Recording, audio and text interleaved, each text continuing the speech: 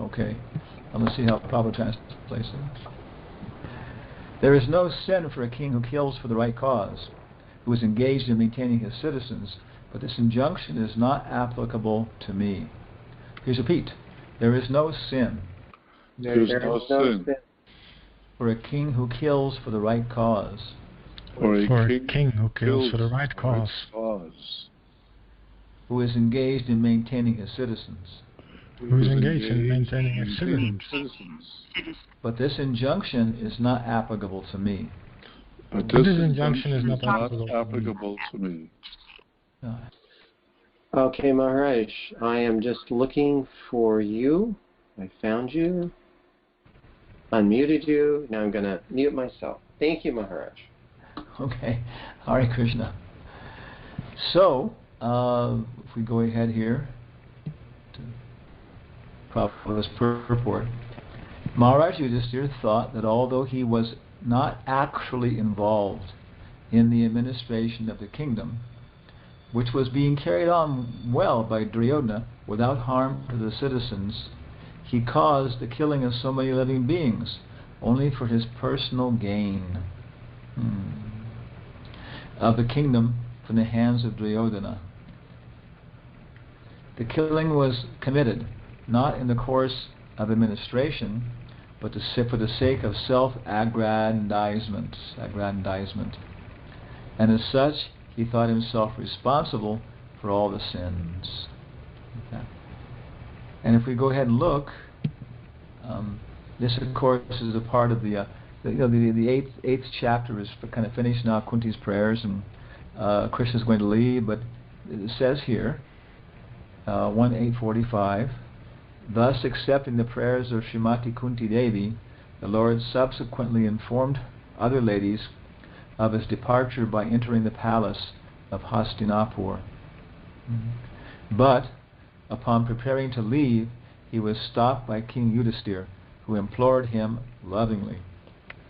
King Yudhisthira, who was much aggrieved, could not be convinced, despite instructions by great sages headed by Vyasa and the Lord Krishna himself. The performer of superhuman feats, and despite all historical evidence. King Yudhisthira, son of Dharma, overwhelmed by the death of his friends, was aggrieved just like a common materialistic man. O sages, thus deluded by affection, he began to speak. King Yudhisthira said, "O my lot, I am the most sinful man. Just see my heart, which is full of ignorance. This body, which is ultimately meant for others, has killed many phalanxes of men. I have killed many boys, brahmanas, well-wishers, friends, parents, preceptors, and brothers. Though I live millions of years, I will not be relieved from the hell that awaits me for all these sins. There is no sin for a king who kills for the right cause, who is engaged in maintaining his citizens, but this injunction is not applicable to me. I have killed many friends of women. I have thus caused enmity to such an extent that it is not possible to undo it by material welfare work, as it is not possible to filter muddy water through mud, or purify a wine-stained pot with wine. It is not possible to counteract the killing of men by sacrificing animals." Go back up here maybe.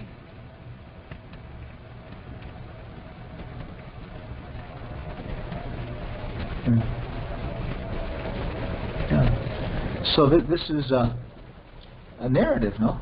We just have a whole narrative here of what's happening. And of course it's so easy for us to understand the concepts, the principles, to purify our intelligence with proper intelligence, proper logic, by accepting these things in terms of a story. The body, the body gets involved in terms of imagining different sensuous experiences. The sun, where is Yudhisthira saying this? And is he saying it in the palace, or is he saying it outside in the garden, or and so the different concepts get hung on different sensuous experiences and a string of sensuous experiences. But of course, as we advance, through the intellectual platform, we go back again to the story, and then the story becomes primary, and the logic, in that sense, of the ideas, like putting them in geometric proportions and connections, these connections become secondary. So the story becomes prominent again. So Bhakti Yoga is the very best from the beginning, the middle, and the end. But we should come to the point where we do, past this, beyond hearing the story, to the point of actually understanding what the message is. We're in Mexico. We came on Wednesday? Yeah. And we're getting ready for the big educational meetings that will be going on in Texas. It's developed into a very nice program. Mother Urmila is going to come, and then Ram Giridhari and Pranadas from Goloka Education from Bombay, and we'll be able to be there. And so we'll be hopefully involving a lot of other people. And the focus is setting up a primary school in Houston, but with the idea that it can be modeled any place else, in the United States, like that. And in the sense of like a Waldorf school or a Montessori school. So it'll be like, economically and administratively independent of the temple, but totally involved in the temple community, and be profitable. Not big profit, but enough so you have a little money to retire when you retire. So it's a very, very good model, and it seems like it could be a great step forward for Prabhupada's program. And of course, what is the content of all that? It's Srimad Bhagavatam. That's the whole thing we have to remember. But how many people are ready just for to be relishing the pure mellow of the Srimad Bhagavatam? And how many people, on the other hand, are still relishing the mellows of sense gratification, subtle or gross? Subtle sense gratification. The deities are very pretty. The people can dress in nice clothes and have nice social position in our society, and relate to each other and glorify each other in terms of their position. And we appreciate that the deities are spiritual, but we don't want them to become too close, because then we couldn't go on with our enjoying them. Enjoying prasadam, enjoying the deities, enjoying our society, like that. So a subtle contamination comes in, like that, and it's more, in some ways, more entangling, because it's subtle. In some ways, we think that it's devotional service. Of course, the example is given that we plant the seed, and the creeper grows, but along with it, other weeds also grow, which look like devotional service. And so we're not so careful to take them out when they're little. And then the roots get very deep, and sometimes the roots get tangled up with the real creeper, and it's very difficult to take them out without tearing our whole creeper down later on. So Srimad Bhagavatam is our very means of conquest, and we should go on studying it and advancing, to more advanced cantos, and taking the more advanced medicine. We're discovering this. The same things are being discussed in the first canto, second canto, third canto, but they're being discussed with more detail, more problems. Okay, I learned to walk. Okay, then I learned to use a bicycle. Then I learned to take a motorcycle. Then I get a car.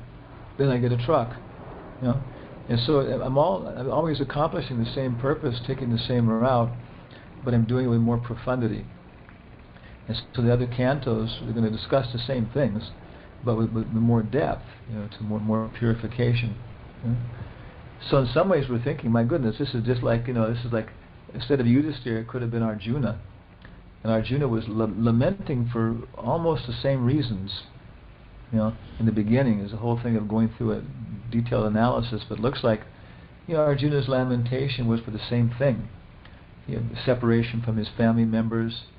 They may have been rascals, but still they were his family members. And then other thing is that if he does this, then there's going to be so much sinful reaction, he won't be able to enjoy life, And on the other hand, we have other side of the thing. Everything Arjuna predicted actually happened, And so now Yudhisthira is lamenting because he's killed so many friends and protectors of women, brahmanas, so many people, And so he was thinking this is all I did this all for sense gratification, for Maya, for my prestige. But it seems a little different in Arjuna, because it seems that Arjuna was also thinking about kind of like enjoying, with his family. And here Yudhishthira is simply thinking about the only comment is pretty much just that he's not talking so much about how other people feel. He's not like thinking that this is bad because of what other people are thinking and how they're suffering. But it's more like, again, just like how I'm going to suffer because they're suffering.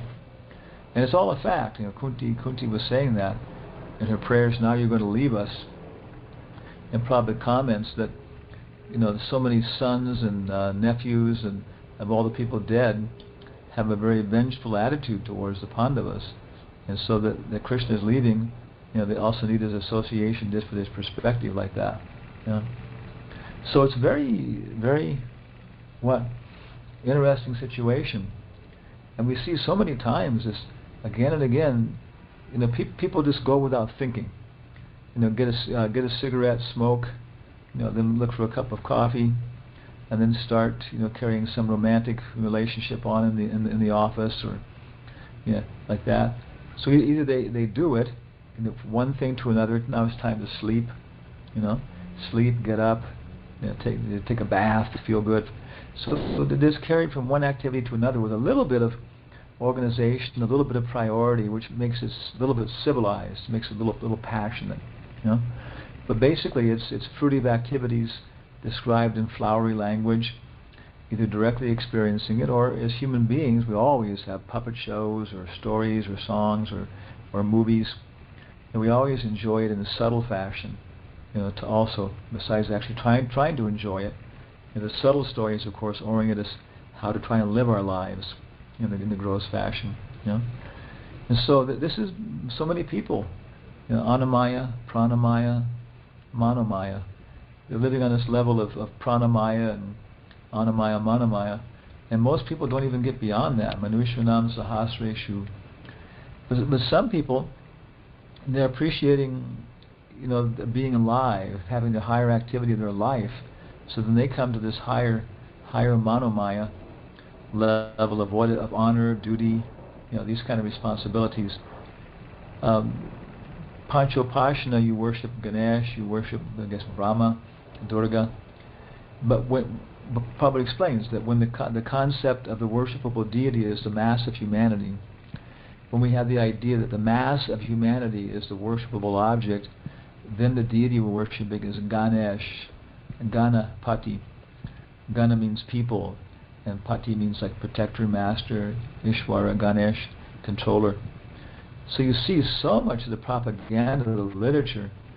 Some hero will fight bravely. Why? To protect the citizens, to protect the people. Like that's so common. I see so much media like that's the real justification. And of course, it can expand from my community to all of humanity, and then it can expand to all living beings. But Prabhupada says in second canto, first chapter, that this idea of pantheism, Virat Rup, unless it has a service attitude, it won't be very useful.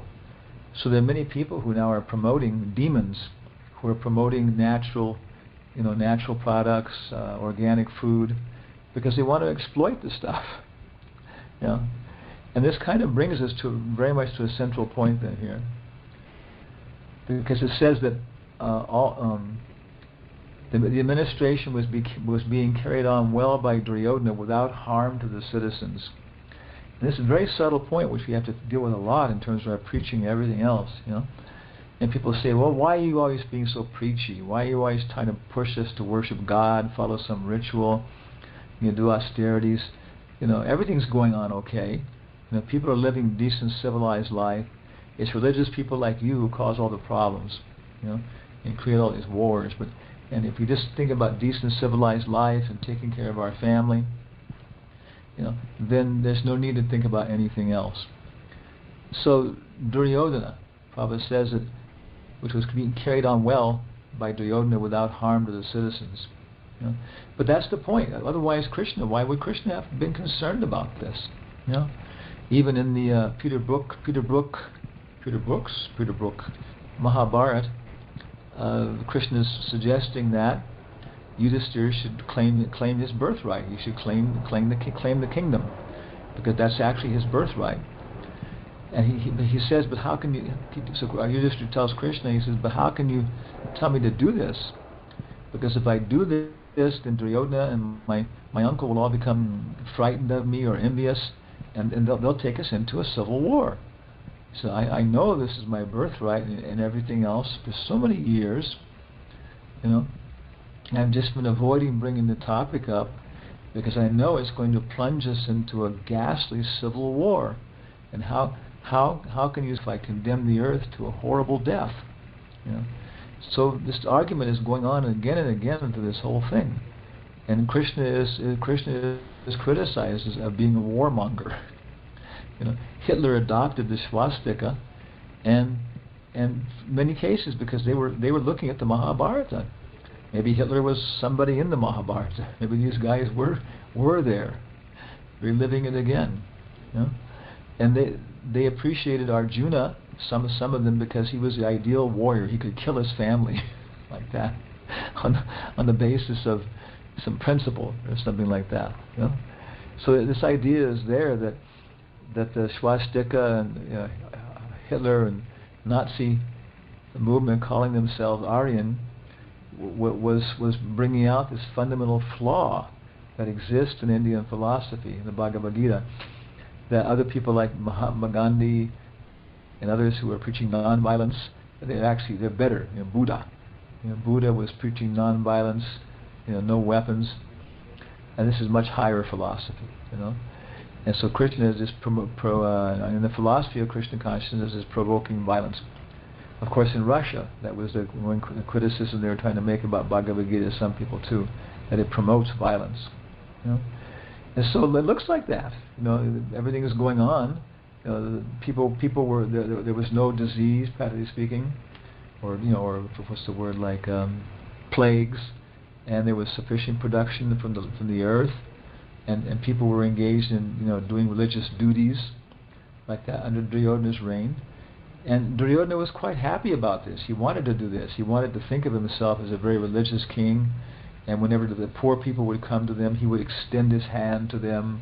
Whenever the poor and needy came to him, he never denied them. But the fundamental principle was wrong. That's it, right? We all know this. The fundamental principle is wrong. It's still he wanted to enjoy subtle pleasures. Ishwara aham bogi, Yagnitapasham sarvaloka maheshwaram. All the different sacrifices, were meant for his glorification. He was the enjoyer of prestige, honor, fame, like that. And so the student doesn't learn, what the teacher teaches. The student learns, to be like the teacher. And so if Duryodhana is like, teaching people by his example and everything else, that the purpose of life is to live a religious life and to get prestige, fame, opulence, position, and be respected by others, then that contamination will be there. Practically speaking, what would happen if the Pandavas all died in the forest? Do you think Duryodhana would have been happy if all the Pandavas just somehow died and disappeared? Probably not, because then he wouldn't have had this sadistic pleasure, of satisfying himself as being better than they were. Okay, some glorification from the citizens, and the element of sadism has to be there. That you're poor and you come to me, but I'm going to make you feel that you're poor, and that you need me, like that. So that's the basic principle. That in the beginning it may start off as a kind of a simple, harmless, glorification of ourself, but there's no gratification, there's no satisfaction in that. If somebody just says, "Oh, Mr. Smith, you're a nice man," "Oh, yes, I am," but there's no satisfaction, and so therefore we want him to do something for us, to actually buy us a gift, and still no satisfaction. So then he should actually suffer some physical austerity, some torment, to glorify us. So in that way, there's no satisfaction. It keeps on expanding more and more. So Duryodhana was planting the seed, establishing a very, very firm basis, by which all of the citizens would go to hell, like that. So he was carrying on the administration well, without harm to the citizens, but actually he was doing the greatest harm, by convincing them that you can become happy without God, in a sense, without service to God, without sacrifice to God. So that's the reason then that Krishna wanted all this, and Krishna was manipulating so many things to produce this. But Prabhupada says that a good man, he always stops to think about whether he's right or wrong. So many times, even in our own lives or in ISKCON, we see so many people in a position of power, and they can't listen to anybody else. They're just convinced that they are correct. There's a very famous in our culture, the story of Custer, General Custer. He was the most photographed general during the Civil War, and he was in charge, 7th Cavalry or something. And so they were out there with Sitting Bull and Crazy Horse, like that. And Crazy Horse would just go into battle stark naked, with nothing but a stone behind his ear. I think maybe we had a Shalagram Shila or something behind his ear, like that. So he was a real, heavy Kshatriya guy. And Sitting Bull was like a big, kind of like Brahmin guy. So they got all the tribes together at Little Bighorn River, the bend, and we're kind of discussing what's going to happen and everything else. So then Custer came there with the cavalry. He was going to attack them and drive them all away, and kill a lot of people on the way, like that, and establish again his prestige, his honor, get another photograph. His guides, Indian guides, told him, "Hey, there's so many Indians there, you haven't got enough bullets to kill them," But he wouldn't listen to anybody, his own guys. So he told Reno, his second in command, he I think he divided it up basically. I think he had like maybe 400 cavalry with him, 300 with Reno. So he was attacking from the front, and the Indians thought, "My God, who's this madman attacking us?" So they got on their horses going out, and 1,000 to 1 or something. So Reno was in the front. He suddenly realized these guys outnumber us far too much. He looked back to see if Custer was behind him, and Custer wasn't there. What's going on? So he was smart enough to run off to one little hill and stay there and just, defend himself with his men until the next day the infantry came. But Custer was thinking, "Oh, these guys are just going to run away, so I'll go behind them and catch them when they come out and slaughter them." But Crazy Horse had also figured out what Custer was figuring out, so he went behind him, and Custer got back there. Suddenly all the bushes jumped up and they attacked Custer. He got the same idea. Let me run to the top of the hill, hold out, and like I say, I got here at first at least. So he got to the top of the hill, and just before he got there, all the Indians in the world came over the hill on their horses, like 4 to 1 or something. And they didn't even use weapons. They just drove them into the ground. And they didn't take any prisoners, even though they were accepting it, and they killed Custer. And then, this is my whole point here, they broke an arrow in half and jammed it into his ears on both sides, broke his eardrums, so that in the future he might be able to hear other people's opinions and other people's tears and stuff like that. So this is the point: is that we can't hear. We become so arrogant. We just accept our opinion as being the greatest, as being perfect. But Prabhupada said that wasn't wrong for Arjuna right to the very end. It wasn't wrong for him to consider that maybe I'm wrong. And right here, it's not wrong for you to think that maybe I made a mistake. Prabhupada said this is a symptom of a good person. So if we have these doubts and stuff, it's good, it's necessary. Other people are full of determination and everything else. Okay, at a certain point, a Kshatriya should have, so much determination. But it seems that even then, in the back of his mind, there should always be, a little bit of sanity, where he can always kind of pull himself in, or else he can listen to somebody else telling him it's time to stop. Brahmana pulls himself in. Kshatriya is always ready to listen to, his father, Dhruva Maharaj, and Kuber. to stop. That it's too much now. Slow down. You know, that's a symptom of a good Kshatriya. He may not stop himself, but he knows. I'm part of a society, and so I expect the queen or someone to tell me when I'm getting out of line here, and it's their job. I can't do this job by myself. So it's a situation that's very, very heart touching. It says that later on, even after everything was finished, and Yudhishthira got instructions from Bhishmadev, which put him in the right perspective. Even still, he couldn't really enjoy, what had happened like that. He more or less was engaged in administration as a form of duty. But he wasn't thinking ever, oh boy, I got rid of those rascals, and now I can enjoy myself. Always had fortunately a sense of detachment from the material satisfaction. So this is kind of our comprehension of the verse here. It's a very natural part. Basically, all it is like an introduction to the next chapter, and what's going to be the basis for making these decisions. And then Bhishmadev, of course, will be the person who does it by Krishna's desire and everything else, and he'll give again the very proper basis for making our decisions and acting, and something which is profound. We do so many things. Even myself, I give a class and people say, oh, nice class. Yeah, superficially I had to do it. I did something like this and that, but really I didn't have the time for contemplation, for perspective, to try and put everything in within a broader intelligence. Prabhupada says in light of the Bhagavat, there are two kinds of people, the introspective and the extravagant. And he says the extravagant, even though they're focused on the external world, they don't see it in the proper proportion. They don't even really understand what is the material world, and they haven't got their activities within proportion like that. Somebody can have sexual relations, but they don't see this in the perspective of having children. That's why the word homosexuality, to me, it's an oxymoron. There is no homosexuality. It's not sexuality. Sex means reproduction. So you can't have homosexuality, like that.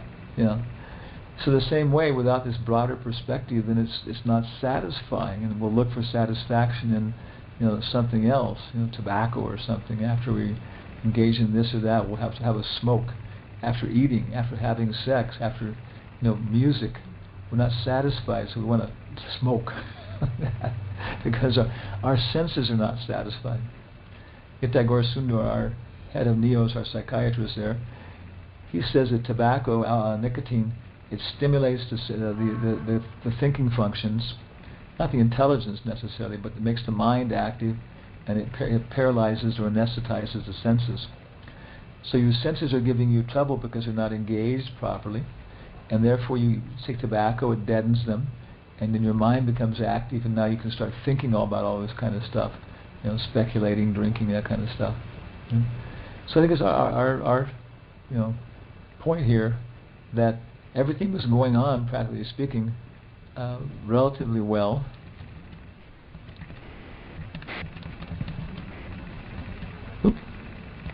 There it is. Naino Rajna Praja Bartur Dharma Yude Vadorisam Iti Mena Tu Bhodaya Kalpate Shashanam Vachaha. Everything was going on pretty well, but the problem was that change here. Oh my God, okay. Thank you, Krishna. That everybody at heart was being contaminated. Whoop. This is our website here if you want to get in contact with us more there. I made a mistake.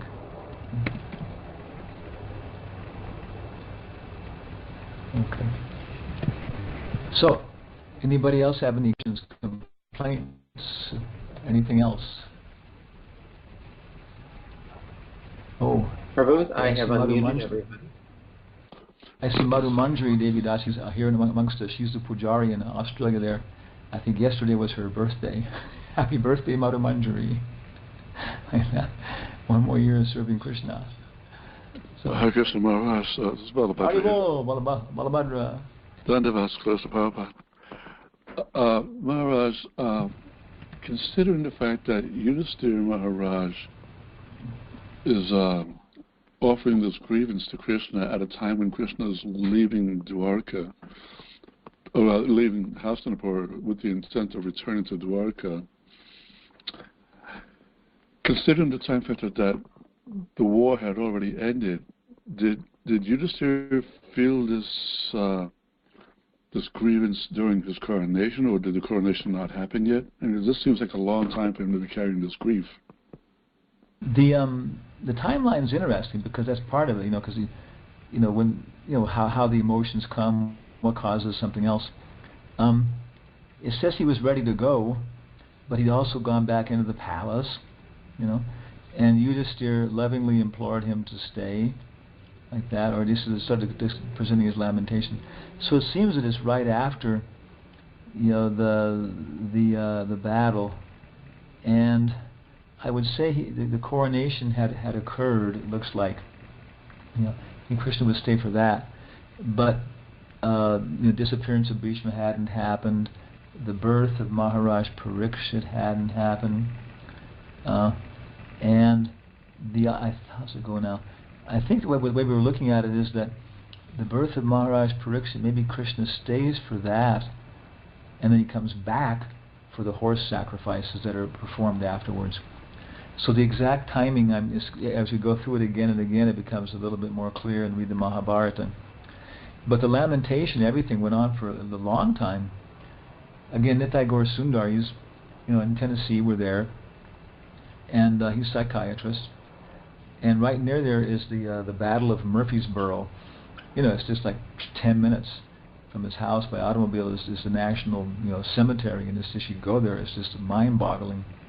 It was something like, I think it was like 20,000 people died within like 3 days, and that's a lot of bodies, and they buried them all somehow or other, And so he was, people comment that many in these environments where these big mass graveyards are and stuff like that, that many people are possessed. Either they have nightmares, or actually they even become like, if they're weak-minded or they have different problems, they actually become possessed, by these ghosts. And so this is a national battleground. I guess the war was like maybe let's say 1890 or something. So as much as 1990, there was so many people in the mental hospital there, which if you look at it as ghosts, were all being still harassed by the people that had died in this battle. Someone shams a bayonet in your stomach, like that, And so it's such a trauma that even after 100 years in this subtle ghostly atmosphere, you just can't let it go.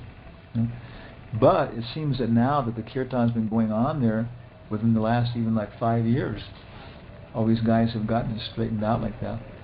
So this lamentation and everything else in the Mahabharata, it goes on quite some time, and then finally Vyasadeva shows everybody, takes them down by the river and shows them how everybody has all ended up in a nice place, and everything really did, was for the best. And then people feel a lot of relief seeing how everybody did go to a better place, But at least right now, no, there's this the trauma is still, probably even the smell is still there, and in Kurukshetra at this point from all the dead bodies and stuff like that. Also, Maharaj, we heard in the earlier class about how Prabhupada had said, and I've read it, that because Krishna was personally present on the battlefield of Kurukshetra, then everyone who died on that battlefield went back to Godhead. But sometimes we hear that not necessarily everyone went back to Godhead. They just went to a better place themselves. What's the proper understanding there? No, what I remember reading, Prabhupada was saying that for the ordinary soldiers, they were just looking at Krishna and Arjuna. They were thinking, yeah, that's how to do it. That's how to be a soldier, how to be a Kshatriya, and I've got to act that same way. So they were really just, enthralled, absorbed in seeing Arjuna and Krishna and other great heroes like that. So they died with Swarup, Swarup city. They were thinking of the form of Parthasarthi, like that, and so they all went to got spiritual forms. But what that citation probably says of that all the ordinary soldiers, because he said they weren't involved in all the palace intrigue and all the politics and that kind of stuff. Their relationship wasn't complicated by those things. But other people, like Duryodhana, as far as I understand, he got like Duryodhana and all of his brothers were Rakshasas who took birth, for this purpose. And then Kalanemi was Kamsa, and Viprachiti was Jarasandha.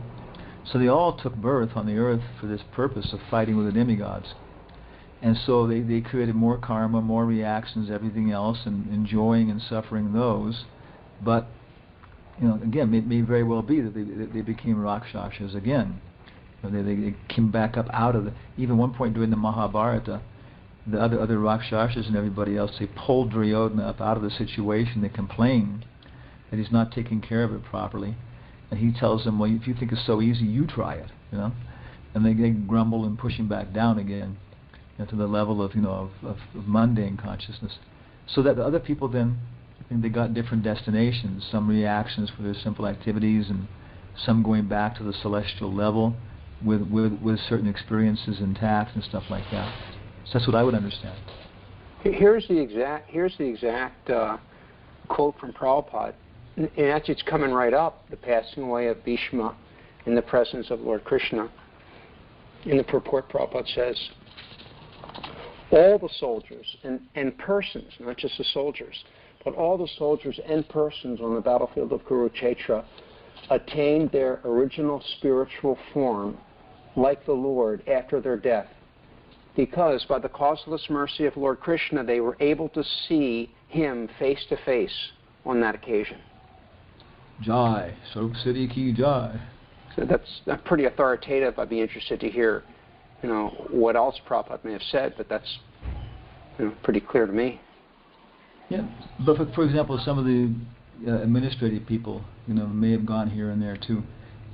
Anyway, other citations, but because he said, for example, it's all this. Anyway, that's. As I remember, he talks about saying that other people, because they had a more complicated relationship with Krishna, then they got more complicated result, so on. But but whatever it is, Anyway, they all went up. Yeah. Thank you, Maharaj.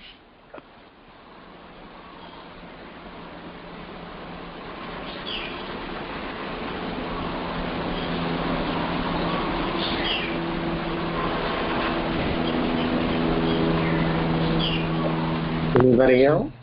Yeah. We're ready. Looks like we're ready to start the chapter on Bhishma Dev now. Actually, just like I was saying, we're going to... Oh, yeah, you're going to jump ahead. Yeah. Right. Yeah, we're just going to finish off these last two verses, then go to the second canto. Yeah. As we go on, again, I mentioned like Jayananda told us that Prabhupada said, you go on chanting Hare Krishna, you'll see pastimes that you never read in any of my books. So you go on, you're reading these stories, these prayers, you start noticing little subtle things like, like we're discussing now, about where everybody went and stuff like that, and you start to enter into the consciousness, and you develop certain like impressions, ideas, and you read something in this very small point in the purport, but you see it totally confirms what you're talking about. So different people become absorbed, in different pastimes, in different parts of the Bhagavatam. It becomes natural for them. And it may not even be eternally. I mean, you get absorbed in one thing and it takes you to a certain level of development, purification. Like Gopakumar, he was going higher and higher. And so, discussing, appreciating, and actually entering into the actual situation, what was actually happening. So here I think that the main thing here, super thing here, of course, is that Yudhishthira was just, overwhelmed with lamentation. It says like a common person, and he was like thinking about his own position, so much about the future and everything else like that. So in that way, that creates the question then about him being a devotee and only caring about what Krishna wanted. I think later on it also mentions the point too, the same way, that Krishna wanted, Vishwadev to get all the credit for instructing Yudhishthira. he wanted Yudhisthira to act, to play the example, so that the common people could get the instructions about how to deal with the situation. So the natural assumption would be that Yudhisthira is under the influence of Yoga Maya, and so we may expect that too in our own lives, to be so many times to be in situations where we know that Krishna is using us for some purpose like that, even in ISKCON. That sometimes Krishna is letting people do bad things because he wants them to do bad things, so they'll see the reaction. And that sometimes we feel, okay, Krishna's playing some game here, and in the end we'll see, some devotees, they had to go through doing something bad to see the reaction, to learn, and they were ready for it. One little lesson, okay, they didn't have to leave ISKCON. It's kind of a thing that again and again, so many times, is that people should be kicked out of ISKCON because it's so pure. But Prabhupada's tendency, I hear it again and again, was to be more like, be merciful and let people stay in here even though they're creating some disturbances. And we more superior people should be able to avoid this and stay within society and be happy and appreciating that this is a preaching movement. So there will always be kind of problems here and stuff like that being created by Krishna, so that people can learn.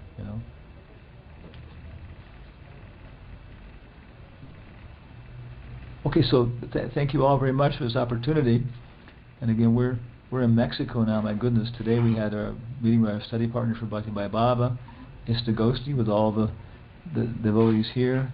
Now I have this class, and at 3 o'clock we have to meet with the dentist about one of our disciples with a Jambavati. Her jaws are falling off, and she's distributing books for 35 years, but now there's no real money for her to take care of her health, and her jaws are falling apart. So the dentist is trying to help us.